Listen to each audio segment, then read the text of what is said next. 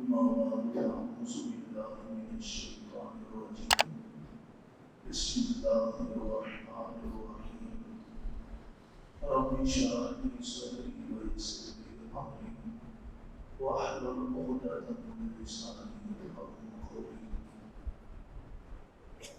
ومنهم من يقول ذنبي ولا تفتني ألا في الفتنة سقطوا وإن جهنم لمحيطة بالكافرين إن تصبك حسنة تسؤهم وإن تصبك مصيبة يقولوا قد أخذنا أمرنا من قبل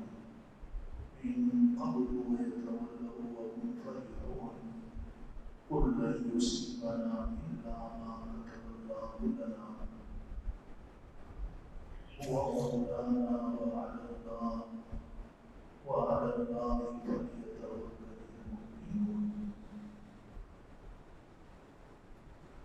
واجب الاحترام گرامی قدر معزز حاضرین محفل، یہ چند آیات مبارکہ جن کی ابھی ہم نے تلاوت اور سماعت کی سعادت حاصل کی ہے، سورۃ التوبہ کی آیات ہیں۔ سورۃ توبہ کا درس، ترجمہ، تفسیر کا سلسلہ بالترتیب جاری ہے۔ آج کا درس آیت نمبر 49 سے 49 سے۔ جو دوست باقاعدہ درس میں بیٹھے ہیں ان کے علم میں سورۃ توبہ میں چند آیات قبل سے غزوہ تبوک کا سلسلہ شروع ہوا۔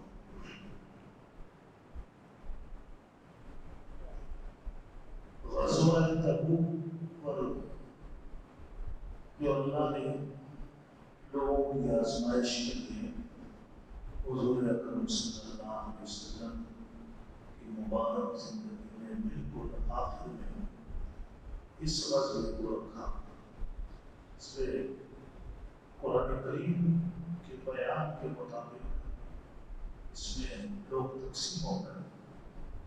کچھ لوگ ہوتے جو اس آزمائش میں 100% سے بھی زیادہ کامیاب ہوئے، جو ہی حضور اکرم صلی اللہ علیہ وسلم نے اس غزوے پر جانے کا اعلان کیا، انہوں نے اثار اور قربانی کی ایسی مثالیں رقم کی کہ قیامت تک آنے والی تاریخ ایسی مثالوں کی اثار اور قربانی سے حاصل ہے۔ اور فوراً لبیک کہا، آپ کے ساتھ اس سفر پہ جانے کے لیے صرف خود ہی تیار نہیں ہوئے بلکہ اوروں کی تیاری میں بھی انہوں نے بھرپور اپنا مال خرچ کیا۔ انہوں نے اس موقع پر حضور اکرم صلی اللہ علیہ وسلم کی اور مبارک زبان سے بہت سی دعائیں دی اور اللہ نے یہاں بھی بہت اونچا مقام پایا۔ اور کچھ وہ لوگ تھے جو تھوڑی سی سستی کا شکار تو ہوئے لیکن پھر فوراً صبر گئے اور اس سستی اور غفلت سے باہر آ گئے۔ اور تیسرا طبقہ وہ تھا کہ جو اس غفلت میں اور سستی میں صرف مبتلا ہی نہیں رہا بلکہ وہ حضور اکرم صلی اللہ علیہ وسلم کے آنے کے بعد اور جانے سے پہلے بہانے اور اس طرح کے عذر کہ جو عذر لوگوں کے سامنے بھی قابل قبول نہیں تھے، وہ اللہ اور اس کے رسول کے سامنے پیش کر رہے تھے۔ قرآن کریم نے ان کے ان مضحکہ خیر عذروں میں سے ایک کا ذکر کیا ہے تاکہ آنے والے جو بھی لوگ قرآن پاک کو پڑھیں گے اور قرآن پاک کو سمجھیں گے تو وہ اس عذر میں جب غور و فکر کریں گے انہیں خود اندازہ ہو جائے گا کہ کس طرح کا عذر تھا۔ اور پھر قرآن کریم چونکہ قیامت تک آنے والے انسانوں کے لیے ہدایت کی کتاب ہے، تو ہر بندہ قرآن پاک کے اس آئینے میں اپنے آپ کو بھی دیکھے گا کہ وہ آج کہاں پر رہا ہوا ہے۔ تو فرمایا وَمِنْهُمْ مَنْ يَقُولُ رَبِّي، اور ان میں سے ان پیچھے رہ جانے والوں میں سے ایسا بھی شخص تھا کہ جس نے حضور اکرم صلی اللہ علیہ وسلم سے آ کر کہا کہ مجھے چھٹی دے دے، میں نہیں جا سکتا، وَلَا تَفْتِنِّي، مجھے ساتھ لے جا کر آپ کسی فتنے میں نہ ڈالیں۔ اس بندے کا نام لکھا ہے تفسیر میں، اس کا نام تھا جد بن قیس، اور ویسے مسلمانوں میں شمار ہوتا تھا، نماز میں آتا تھا، آپ سے ملتا تھا، مسلمانوں سے ملتا تھا، لوگ اس کو مسلمان سمجھتے تھے، لیکن اس موقع پر اس گفتگو سے اس کے دل کا حال معلوم ہو گیا کہ مسلمان نہیں تھا، یہ پکا منافق تھا۔ اس نے کیا کیا یہاں، اس کو سمجھنا ہوگا۔ اس نے کیا، اس نے کہا کہ میں آپ کے ساتھ جاؤں، میں جوان آدمی ہوں، ہو سکتا ہے وہاں کسی خاتون پہ میری نظر پڑ جائے اور بد نظری ہو جائے مجھ سے، تو یہ بد نظری کے گناہ میں مبتلا ہو جاؤں گا، یہ کتنا بڑا گناہ ہے، تو آپ بڑی معذرت کے ساتھ مجھے اجازت دے دیں اور اس فتنے سے مجھے بچا دینا۔ قرآن پاک میں اللہ نے فرمایا الا فی الفتنۃ سقطوا، وہاں جو فتنہ ہوگا وہ تو پتہ نہیں، پہلے وہاں کوئی خاتون ہو یا نہ ہو، جنگ کا موقع ہے، وہاں کوئی عورتیں تھوڑی ہے جنگ لڑنے کے، وہ تو رومیوں کی فوجیں ہیں، اور پھر اگر کوئی خاتون ہوگی تو نبی کریم صلی اللہ علیہ وسلم کی صحبت کی برکت سے انسان کا واضح جاتا ہے۔ آج ہم دیکھیں، ہم لوگ مکہ جب چلے جاتے ہیں، مدینہ چلے جاتے ہیں، وہاں جو لوگ مکہ میں رہتے ہیں 10 سے 15 دن، کبھی خیال آتا ہے کہ میں فلم دیکھوں یہاں پر، اپنے آپ کو دیکھو، 18 دن بھی مکہ میں رہے، مدینہ منورہ میں 8 دن رہے، کبھی کوئی خیال آیا؟ وہاں تو بس یہی خیال آتا ہے کہ اگر کوئی نماز میری حرم کے بغیر نہ ہو جائے، جتنے میرے لمحات ہیں یہاں پر، جتنا وقت زیادہ سے زیادہ حرم میں ہو جائے۔ تو جب آج مدینہ منورہ کی حالت ہے، مکہ کی حالت ہے، تو جب بنفس نفیس حضور اکرم صلی اللہ علیہ وسلم موجود تھے، تو آپ کے ساتھ ہوتے ہوئے کبھی ایسا خیال آ سکتا ہے؟ اللہ نے فرمایا یہ تو ایک من گڑت موہوم فتنے کا اس نے ذکر کیا جس کا کوئی حقوق کے دور دور تک چانس نہیں تھے، اور یہ ایک یقینی فتنے میں پڑ گیا کہ حضور اکرم صلی اللہ علیہ وسلم کے چہرے مبارک سے بھی اس کو حیا نہیں کیا کر ایسی باتیں کرنا، اور آپ سے، آپ کے ساتھ سفر کی سعادت سے اپنے آپ کو محروم کیا، آپ کی رفاقت سے اپنے آپ کو محروم کیا۔ یہ اس سے کوئی کم فتنہ ہے کہ حضور اکرم صلی اللہ علیہ وسلم کے ساتھ آپ کی مبارک زندگی میں آپ جا رہے ہیں اور تم کوئی ایسا موہوم فتنے کا بہانہ کر کے جس کا کوئی یقین ہی نہیں ہے، اور آپ کے ساتھ سفر کی سعادت سے اپنے آپ کو محروم کر، اس سے بڑا فتنہ ہوگا۔ اللہ نے بتایا وَإِنَّ جَهَنَّمَ لَمُحِيطَةٌ بِالْكَافِرِينَ، ایسے کافروں کو گویا کہ جہنم نے گھیر لیا۔ جہنم نے کیسے گھیر لیا؟ دیکھو یہ دنیا ہے، دنیا دارالاسباب ہے، یہیں جہنم میں جانے کے اسباب بھی بنتے ہیں اور یہیں سے جنت میں جانے کے اسباب بھی بنتے ہیں۔ آج ہر بندہ قرآن کی سائد کے آئینے میں اپنے آپ کو دیکھے کہ میں نے جو اسباب اختیار کیے یہ جنت میں جانے کے اسباب ہے، یہ جہنم میں جانے کے اسباب۔ اگر جہنم میں جانے کے اسباب ہیں تو آج ذرا وہ اپنے آپ کو تھوڑی دیر کے لیے فارغ کر کے جہنم میں چلنے کا تصور کر لے. دنیا کی ذرا آگ میں، دنیا کی آگ کے بارے میں سوچ رہے کہ دنیا کی آگ میں برداشت کر سکتا ہوں یا نہیں کر سکتا ہوں. جب دنیا کی آگ ہم نہیں برداشت کر سکتے تو جہنم کی آگ کیسے برداشت کر سکتے؟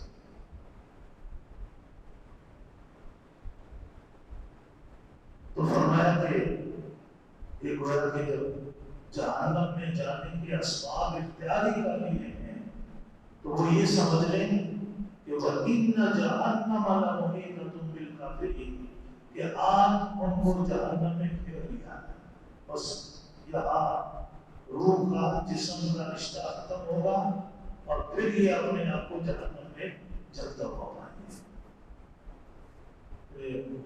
ہمارے بعض بزرگوں سے جو اس طرح کا منقول ہے کہ قرآن پاک کی بات ایسی آیت ہے کہ جن کے بارے میں جن میں جہنم کا تذکرہ ہے وہ جب اس کو سنتے یا پڑھتے تو وہ اپنے آپ کو یوں محسوس کرتے کہ جیسے جہنم کی آگ نے ہمیں گھیر لیا ہے، اور ان کے جسم میں بے چینی شروع ہوتی اور اس بے چینی کے نتیجے میں آنکھوں سے آنسوؤں کے بادل برسنا شروع ہو جاتے اور وہ پوری پوری رات بیٹھ کر اللہ کے سامنے ہوتے. امام غزالی رحمۃ اللہ علیہ کے بارے میں آتا ہے کہ ایک مرتبہ ان کی اپنی رونے کی آواز ان کے گھر سے آ رہی تھی.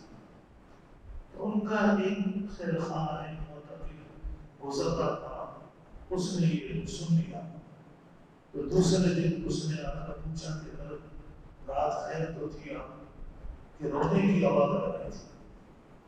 فرمانے لگے کہ ہاں میں قرآن پاک کی ایک آیت پڑھ رہا تھا کہ فریقٌ فی الجنۃ و فریقٌ فی السعیر. کہ قیامت کے دن اللہ فرماتے ہیں کہ دو گروہ بنیں گے، ایک گروہ جہنم میں جائے گا اور ایک گروہ جنت میں جائے گا. فرمایا کہ یہ آیت پڑھ کے میرے ذہن میں یہ خیال آ رہا تھا کہ پتہ نہیں میرا انجام کس گروہ میں ہوگا، جہنم والے گروہ میں ہوگا یا جنت والے گروہ میں ہوگا. اب امام غزالی رحمۃ اللہ علیہ وہ شخصیت ہیں کہ جن کا تقویٰ، جن کا عمل امت کے اندر ایک معیار سمجھا جاتا ہے، اور ان کے ملفوظات کی برکت سے سینکڑوں ہزاروں لاکھوں کے دلوں میں اللہ کی محبت اور معرفت کے چراغ روشن ہوئے. وہ ہستی یہ کہہ رہی ہے کہ میں اس آیت کو پڑھ کر پریشان تھا کہ پتہ نہیں میرا شمار کس گروہ کے اندر ہوگا. آج ہم عمل کے کسی بھی معیار پر نہیں ہیں، لیکن اس کے باوجود بڑے رتبے میں یہ سمجھتے ہیں کہ جنت تو ہمارے لیے پکی ہے، جہنم کا کبھی خیال بھی نہیں آتا.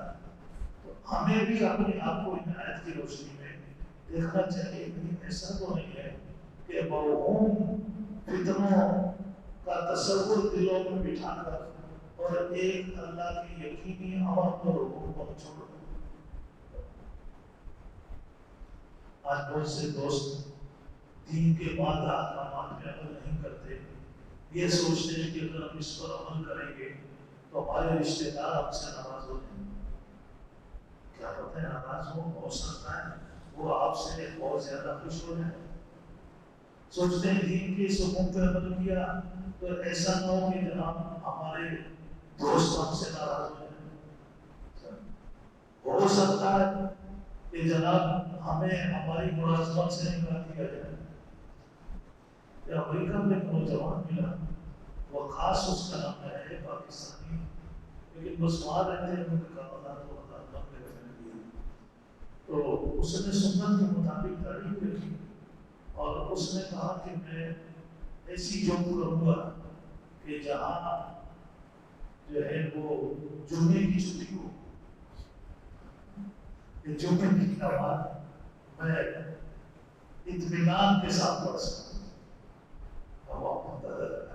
امریکہ جیسے ملکوں میں جمعے کی چھٹی کا کون تصور کر سکتا؟ بس اس نے خود مجھے ایک واقعہ سنا اس نے کہا میں اللہ سے دعا کرتا تھا آخر میں جو بات جو بھائی تو کہا کہ میرے رشتے داروں بڑے قریبی رشتے داروں نے کہا کہ تمہاری داڑھی بھی ہے تم انٹرویو کو لے جاؤ گے تو وہ ہو سکتا ہے داڑھی کی وجہ سے تمہیں فیل کر دیں. اس نے کہا نہیں اللہ ہی مدد کرے گا ہے تو کیا کریں. کہتے ہیں کہ میں جب وہاں گیا انٹرویو ہوا انٹرویو پر مجھے رکھ دیا گیا اور جو بولا میرا باس تھا وہ عیسائی تھا عیسائی کالا تھا تو ابھی کالے جو ہوتے ہیں پیچھے ان کی نسلیں مسلمان ان کے نام بھی مسلمانوں کے ہوتے ہیں وہ تھا عیسائی نام اس کا عمر تھا. تو اس نے کہا بہت تمہاری داڑھی ہے اور تم یہاں میرے محتاط ہو گئے میں تمہارا افسر ہوں میں تم سے لمبی داڑھی رکھوں گا. کہا کہ اس نے بھی داڑھی چھوڑ دی. کہا کہ اب اس نے میری داڑھی سے تھوڑی داڑھی لمبی رکھی ہے. آپ دیکھیں کہ جب انسان کا اللہ کے ساتھ تعلق پیدا ہوتا ہے تو وہ موہوم فتنوں کا تصور جو شیطان ہمیں دلا کر ہمیں دین کے احکامات سے دور کرتا ہے تو اس کا راز ہمارے سامنے کھل جاتا ہے. اللہ پاک یہی کہہ رہے ہیں کہ اس نے موہوم فتنے کا کہ میں وہاں جاؤں وہاں عورتیں اور میری کسی پہ نظر پڑ جائے اور میں بد نظری کے گناہ میں مبتلا ہوں. ایک لمبی سی کہانی بنا کر نبی کریم صلی اللہ علیہ وسلم کے پاس لے کر آیا. اللہ نے کہا کہ یہ کہانی ہے جس کی کوئی حقیقت نہیں ہے اور حقیقت میں تم آپ کے ساتھ سفر میں جانے کی سعادت سے محروم ہو گئے. اس سے بڑا کیا فتنہ ہوگا. تو کہا اس کا اللہ نے ذکر کیا فرمایا ان تصیبوا حسنۃ تسؤہم. حضور اکرم صلی اللہ علیہ وسلم کو بتایا کہ یہ منافق اس قسم کے لوگ ہیں کہ اگر تم مسلمانوں کو جنگ کے میدان میں کامیابی ہو فتح ہو تو پھر ان کے دلوں میں ان کو تکلیف پہنچتی ہے یہ خوش نہیں ہوتے. تمہاری کامیابی اور فتح پر خوش نہیں ہوتے. وَإِن تُصِبْكَ مُصِيبَةٌ اگر آپ کو جنگ میں کوئی نقصان پہنچ جائے کوئی تکلیف پہنچ جائے مسلمانوں کو تو اس پر پھر ان کا تبصرہ سننے کے قابل ہے. کہتے ہیں قد اخذنا امرنا من قبل ہم نے تو پہلے سے اپنا معاملہ اپنے ہاتھ میں رکھا ہمیں پتا تھا ایسے ہوگا اس لیے تو ہم نے احتیاط کا راستہ اختیار کیا. وَيَتَوَلَّوْا وَهُمْ فَرِحُونَ اور یہ آپ سے منہ موڑتے ہیں اور آپ لوگوں کی تکلیف پر خوشیاں مناتے ہیں اور پھر کہتے ہیں مسلمان بھی ہے. مسلمان کا یہ مزاج نہیں یہ ضرف نہیں. اللہ کے نزدیک مسلمان وہ ہوتا ہے جس کے ضرف میں نقصان ہوتی ہے جو دوسرے کی خوشی پر خوش ہوتا ہے دوسرے کی تکلیف اور درد پر اس سے زیادہ غمگین اور افسردہ ہوتا ہے. مسلمان تو یہ ہوتا ہے کسی کی خوشی ہے آپ اس میں برابر میں شریک ہو جائیں. کسی پر کوئی دکھ آیا تکلیف آئی آپ اس سے زیادہ افسردہ ہو جائیں. آپ کو زیادہ دکھ ہو کہ یار یہ اس میں تکلیف آ گئی یہ بیچارہ کس طرح برداشت کر رہا ہے یہ تکلیف مجھ پہ آ جاتی میرے بچوں پر آ جاتی میرے گھر پر آ جاتی میری کیا حالت ہوتی. یہ کیفیت دیکھ کے اندر جب تک پیدا نہ ہو اللہ کے یہاں ایسا بندہ مسلمان ہو ہی نہیں سکتا. یہ آیتیں اس کو ہم جتنا ریلیٹ کریں گے اس سے ہم اپنی اصلاح کر سکیں. یہی تو وہ علم ہے جس کو شیخ سعدی رحمۃ اللہ علیہ نے فرمایا کہ بے علم جو شمع پائے گداخ بے علم نہ توا خدا نشنا. کہ دین کا علم سیکھنے کے لیے اپنا ایسا وقت نکالو اور ایسے اس کے پروانے بن جاؤ جیسے پروانہ شمع پہ اپنی جان دیتا ہے. اس لیے کہ دین کا علم سیکھے بغیر تم اللہ کی معرفت پا نہیں سکتے. اللہ تو ہی چاہتے اللہ نے یہ تو منافق کی نشانی بیان کی کہ وہ کسی کی تکلیف پر خوش ہو جائے اور کسی کی خوشی پر افسردہ ہو جائے. وہ اتنا کم ظرف ہوتا ہے اور مسلمان وہ ہوتا ہے جو دوسرے کی خوشی پر خوش ہوتا ہے اور دوسرے کی تکلیف پر اس سے زیادہ افسردہ ہوتا ہے. ہم ایک اصول مسلمانوں کو بتایا کہ ان کی بات کا جواب یہ ہے تم ان کو یہ کہہ دو قل لن یصیبنا الا ما کتب اللہ. آپ ان کو کہو کہ ہمیں کوئی بھی مصیبت پہنچتی ہے تو یہ نہیں کہ ہم باہر جائیں گے تو ہمیں مصیبت پہنچے گی اور گھر میں رہیں گے تو نہیں پہنچے گی. آپ ان کو بتائیں کہ ہمیں وہی مصیبت پہنچے گی جو اللہ نے ہمارے نصیب میں. اب ہم باہر جائیں اللہ کے راستے میں وہاں پہنچے یا ہم گھر میں رہے یہاں پہنچے. ہو سکتا ہے کہ گھر میں رہنے والا تکلیف میں مطلب باہر میں جانے والا پہنچ جائے. ہمارے میرے پاس جب یہ 2005 یا 6 میں جو کشمیر میں زلزلہ آیا تھا ہماری مسجد کے ایک پروفیسر تھے تو وہ میرے پاس آئے. یہاں آئے کسی دوست کے ساتھ تھے. پھر انہوں نے ان کا تعارف کرایا, بتایا کہ یہ کشمیر میں واقعی مسجد کا نام دیا اور بتایا کہ اس میں 600 بندے سے بچیاں بچے ٹیچر ہمارا 600 کا تھا. اس نے کہا کہ جس دن زلزلہ آیا صبح 8 بجے کا ساری کلاسیں لگی ہوئی تھی, پڑھائی جاری تھی اور میں کہا کہ صرف پان تھوکنے کے لیے باہر آیا تھا. پان تھوکنے کے لیے باہر آیا تو پیچھے مڑ کر دکھا تو عمارت زمین پہنچتی. آپ دیکھیں عمارت میں رہنے والے لقمہ اجر بن گئے اور جو عمارت سے باہر نکلا وہ بچ گیا. کتنے ایسے حادثات ہوتے ہیں کہ جس میں گھر میں رہنے والے موت کا لقمہ بن جاتے ہیں جو گھر سے باہر ہوتے ہیں. ایک دارو خیر میں کچھ عرصہ ساتھ میں معراج نیا لگی رہا تھا تو ایک بابا جو فجر کی نماز کے لیے گیا تھا تو وہ تو بچ گیا, جو گھر میں اس کی بچیاں بچے سوئے ہوئے تھے وہ سارے کے سارے حادثے کا شکار ہو گئے, وہ سارے کے سارے موت کی خاموش میں چلے گئے. تو یہ تو وہ واقعات اور کہانیاں جو ہمارے ارد گرد پھیلی ہوئی ہیں, لیکن شیطان ہماری توجہ ایسے واقعات کی طرف نہیں لے جاتا. وہ ان واقعات کی طرف لے جائے گا کہ جو گھر میں بچ گئے اور باہر حادثے کا شکار ہو گیا, تاکہ ہم اللہ کے حکم پر عمل کرنے سے بات نہیں. شیطان کا ایک کام ہوتا اور جو راست پہ لاتے ہیں وہ ان واقعات کی طرف توجہ دلاتے ہیں کہ جن واقعات میں انسان اللہ کے حکم پر عمل کرتا ہے تو وہ محفوظ ہو جاتا ہے, اور جو اللہ کے حکم پر عمل نہیں کرتا وہ کسی حادثے کا شکار, مصیبت کا شکار ہوتا ہے. ورنہ کل مصیبت الا ما كتب الله لنا. آپ ان کو کہہ دیں کہ ہمیں وہی مصیبت پہنچے گی جو اللہ نے ہمارے نصیب اور مقدر میں لکھی ہے, اس کے علاوہ کوئی تکلیف ہمیں پہنچ ہی نہیں سکتی. وہ مولانا, وہ ہمارا کارساز ہے, وہ ہمارا دوست ہے. وہ اللہ فلیتوکل المؤمنون, اور ایمان والوں کو چاہیے کہ اللہ پہ پورا بھروسہ رکھے. اللہ پہ بھروسے کا مطلب یہ ہے کہ یہ اللہ کے بارے میں حسن ظن رکھیں کہ اللہ کے فیصلے ہمارے بارے میں ظلم پر مبنی نہیں ہے, صرف انصاف اور عدل ہی نہیں بلکہ سراسر خیرخواہی اور ہمدردی اور ہماری کامیابی کے لیے اللہ کے فیصلے. اور بظاہر اگر ہمیں کوئی فیصلہ تکلیف دہ معلوم ہو لیکن وہ ہمارے لیے جب اللہ کی طرف سے تو انشاءاللہ اس میں کامیابی ہوگی. قرآن کریم میں جو سورہ کہف میں واقعہ سنا ہے حضرت خضر اور حضرت موسیٰ علیہ السلام کا, جو کشتی میں سوراخ کر دیا حضرت خضر علیہ السلام نے اور بچے کا گلا دبا کے مار دیا.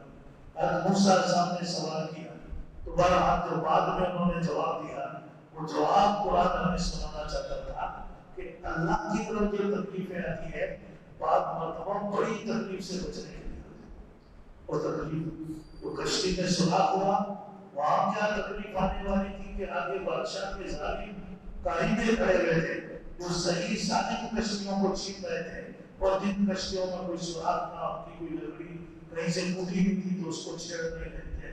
تو یہ لوگ بیچارے محنت مزدوری کرتے تھے اور ان کے معاش کا ذریعہ یہی کشتی تھی. اللہ نے اس میں ایک چھوٹا سا سوراخ کرا کے اور اس ظالم بادشاہ کے کائندوں کے ظلم سے ان کی کشتی کو محفوظ کرا دیا. اسی طرح اس بچے کے بارے میں خضر نے بتایا کہ یہ بچہ زندہ رہتا تو اس کے ماں باپ اس کی محبت میں اتنے مبتلا ہوتے کہ وہ ایمان سے بھی محروم ہو جاتے ہیں. تو اللہ پاک اس کے بدلے میں ان کے ماں باپ کو اس کا نعمت بدل عطا فرمائیں گے اور اس بچے کو عطا دیں گے.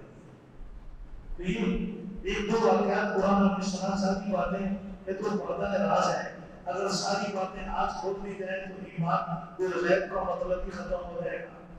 یؤمنون بالغیب ہے، اللہ کی باتوں پر اللہ کو دیکھے بغیر، ان باتوں کو اپنی آنکھوں سے مشاہدہ کیے بغیر اللہ پاک کو کہہ رہے ہیں بس وہی سچ و حق ہے، اسی میں ہماری کامیابی ہے۔ تو فرمایا وعلی اللہ فلیتوکل المؤمنون، ایمان والوں کو تو چاہیے اللہ کی ذات پر بھرپور بھروسہ رکھیں۔ حدیث قدسی میں بھی آتا ہے، حدیث قدسی اللہ فرماتے ہیں کہ میں اپنے بندے کے ساتھ وہی معاملہ کرتا ہوں جو میرا بندہ میرے بارے میں گمان رکھنا ہے۔ صرف اللہ سے اچھا گمان رکھنا چاہیے، اس نے ظن رکھنا چاہیے اللہ سے۔ جب اللہ سے آپ اس نے ظن رکھیں گے تو حدیث قدسی اللہ وہی معاملہ کرے۔ اور پہلے سے انسان سوچے کہ جی میں نے دین پہ عمل کیا، ہو سکتا ہے یہ نقصان ہو جائے، ہو سکتا ہے فلاں نقصان ہو جائے، ہو سکتا ہے یہ نقصان، یہ تو سارے شیطانی وسوسے ہیں۔ آپ پہلے سے اللہ کے بارے میں بدگمان ہو گئے، آپ اللہ کے بارے میں اس نے ظن رکھیں کہ میں اللہ کے حکم پہ عمل کروں گا تو انشاءاللہ 100% اللہ کی نصرت و حمایت میرے ساتھ ہوگی۔ اللہ دنیا میں بھی مجھے عزت دے گا، بلند کرے گا، اور آخرت میں بھی اللہ مجھے عزت اور بلند کرے گا، اور اللہ اس کی برکت سے میری اولاد کے لیے بھی رزق و روزی کی راہیں اور عزت کی راہیں کھول دے گا، اور اللہ اپنے دین کی کشادہ اور صراط مستقیم کی کشادہ راہ پر ہمیں گامزن کر دے گا۔ تو یہ دعائیں ہیں اور یہ اس نے سنم سے کرنا چاہیے۔ اللہ ہمیں سمجھنے کے توفیق نصیب فرمائے۔ وآخر دعوانا